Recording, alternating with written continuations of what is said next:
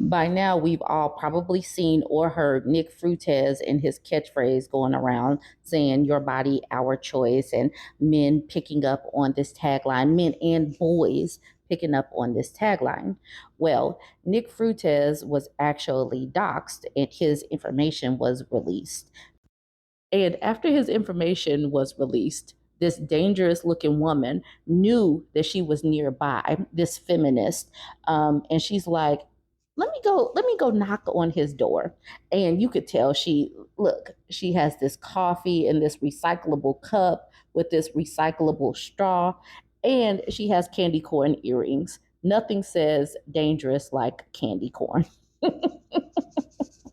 So she rings the doorbell, and this man who boldly set up on the internet talking about your body, our choice, was so afraid of this woman that he pepper sprayed this woman.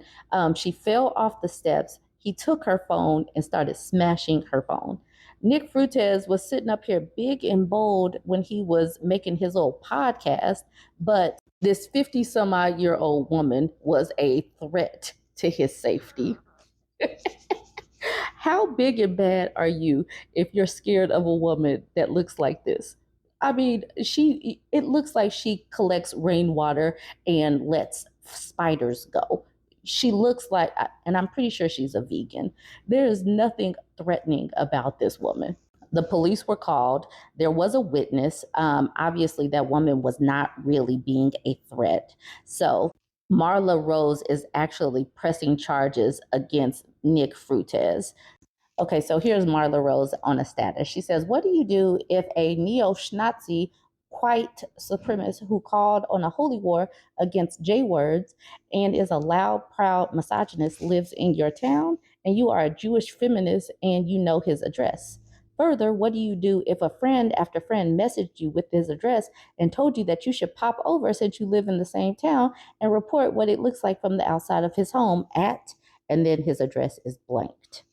Are there boxes potentially possessing dog poo? Are there boxes potentially possessing used menstrual products? What do you do if it's a Sunday and you've done your work for the day? Pop over there, you would. You're a good friend. You're curious as well. So that's what I did.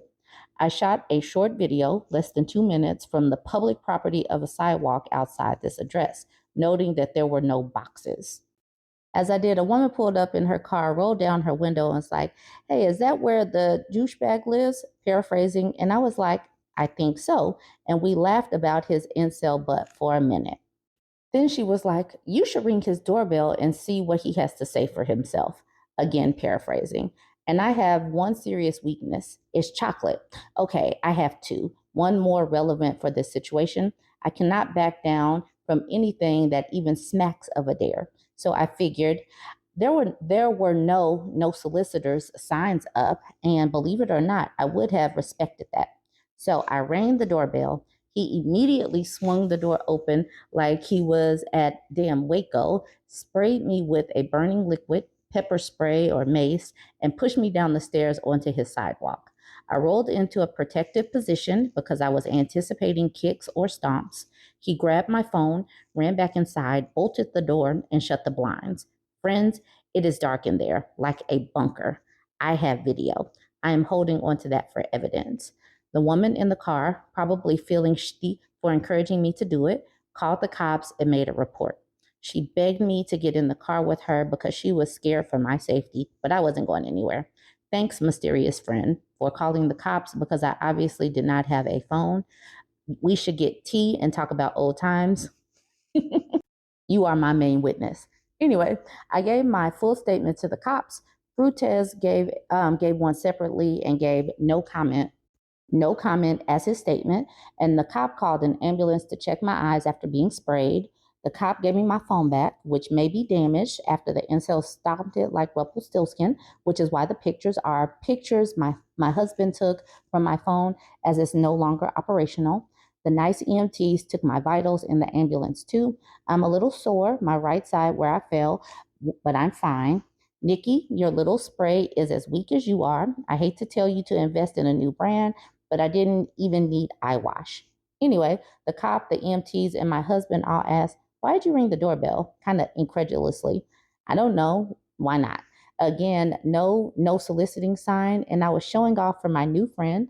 Also, I think threatening women and girls everywhere deserves some kind of explanation. I want to make it very clear that I am not whining about being pushed down the steps and pepper sprayed by a 26-year-old who then took possession of and possibly broke my phone. I'm 57 years old and 5'1". So it's kind of funny that he's having this melodramatic reaction to me, but here we are. I guess them are the breaks when you are despised by about half of the country and millions overseas as well. I'd be touchy as well, but then again, I'm not making grape jokes or demeaning bodily autonomy. Hi. Oh my God, what are you doing? Get the fuck out of here.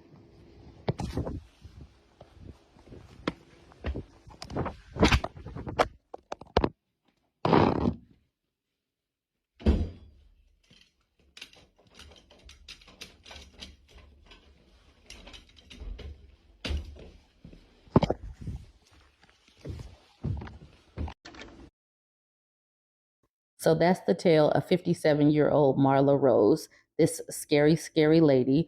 I hope that she's healing well. She seems to be in good spirits. Now we have this woman who's telling it all about Nick Fuentes. She basically says she worked with his mother, and Nick Fuentes has a twin sister that was more successful, had more achievements than him, and he was just kind of not that. He was the opposite of that. And that is where his hatred for women started, probably. Anyways, let me know. Have you seen this video of this woman going viral? If you're on my YouTube page, it's about to come right now. Let me know what you think about all of this. Don't forget to like, comment, and share. Hello, my name is Joy, and believe it or not, I work with Melissa Fuentes. That's Nick Fuentes' mother, the Your Body, My Choice kid, for 6 years at LaGrange Park, Illinois. And man, do I gotta get some things off my chest.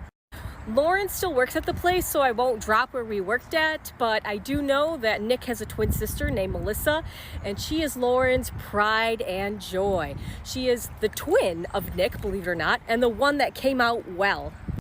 Melissa and Nick both went to Lyons Township High School, and Melissa flourished where Nick did not. In fact, he was called many times into the office where Lauren had to leave work, and I had to cover Lauren because of Nick's shenanigans. But I really think the hatred from women started with his mother and his sister because he wasn't included. He was not a good kid. He was called into the office constantly, shit his pants even at school. It was almost like he did it purposely. So Lauren had to leave work and go get her son. And it was rough. It was very rough. I felt bad for Lauren at the time. But now that I think about it, she needed to get that kid help then, because it was clear that he was struggling with some mental issues back then. After Lauren's mother, so that's Nick Fuentes' grandmother, died, Lauren decided to make Nick go live in Berwyn into that house. That's the one that got doxxed and the one that got leaked. But right now he is in LaGrange with his mother in the basement again, which she is not happy about at all. Anyway, I think this story, if your teen son is not starting to act right, is getting called into the office, I think we should do more therapy. I think we should prevent ourselves from becoming Lauren Fuentes and making a son like Nick Fuentes, because honestly, it was an epic fail on her part. And I wish I helped her more in realizing that he needs help. So Lauren, if you hear me, please get him some therapy. Bye.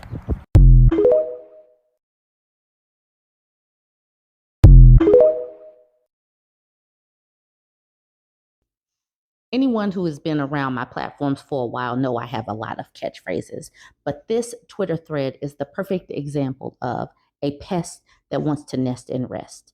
Miss Bree has a tale in this thread. She says, my baby sister's going through something with her man. He came in the relationship with a job and a car, one kid.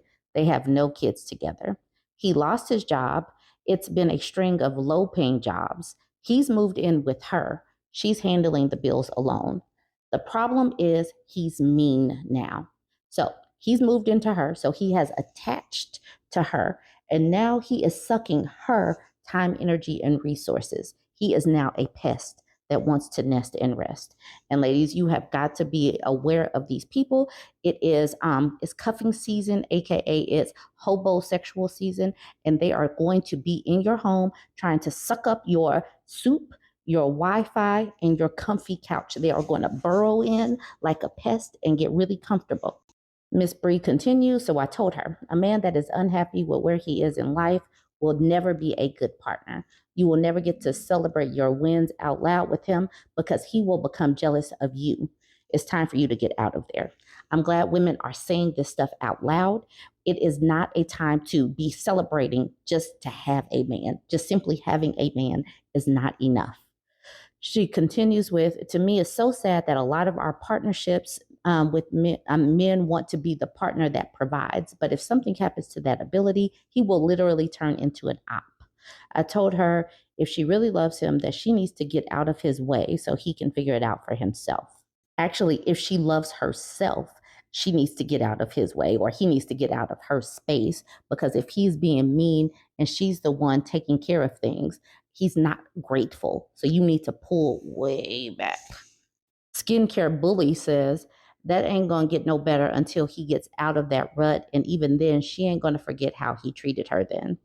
And Miss Bree says, and then that will literally turn into resentment.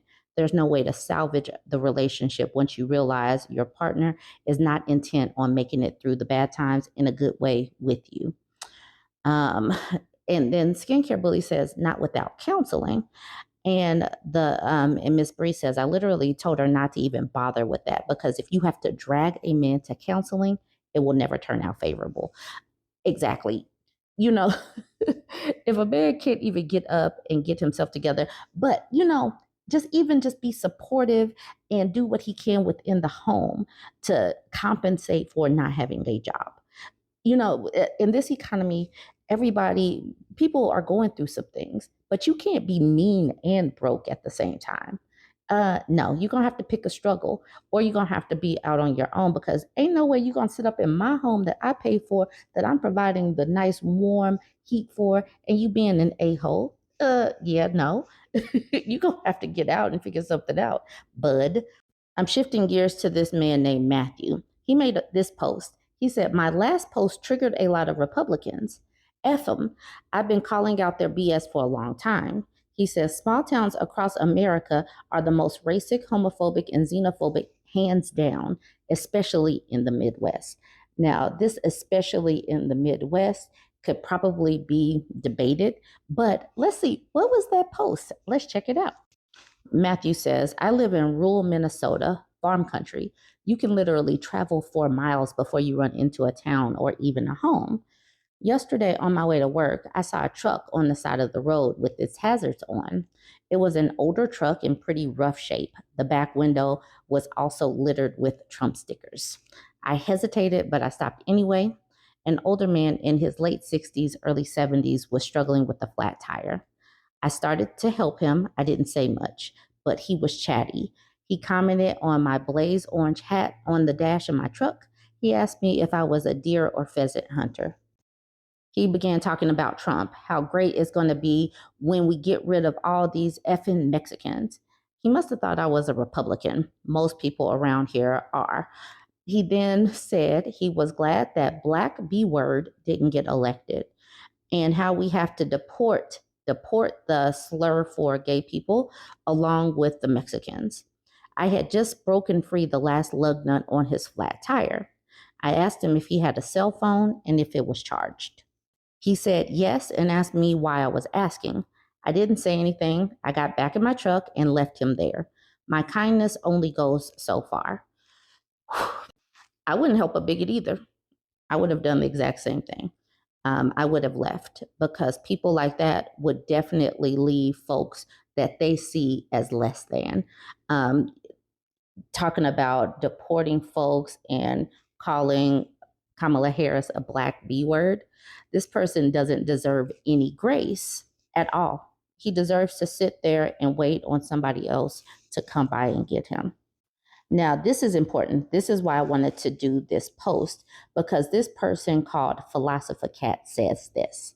The kindness of leftists is always contingent on political agreement, apparently.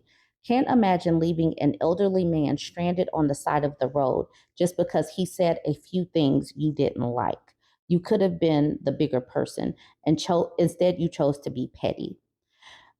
Being disparaging to groups that you see as other is not just a political disagreement. No, when you hate somebody simply for being who they were born to be, that is a lot bigger than political agreement or disagreement.